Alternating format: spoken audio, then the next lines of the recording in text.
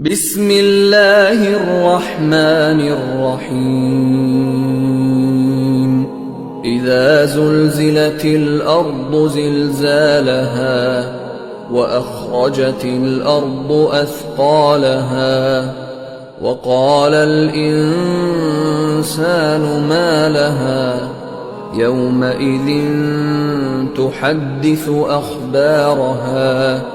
بأن ربك أوحى لها يومئذ يصدر الناس أشتاتا ليروا أعمالهم فمن يعمل مثقال ذرة خيرا يره ومن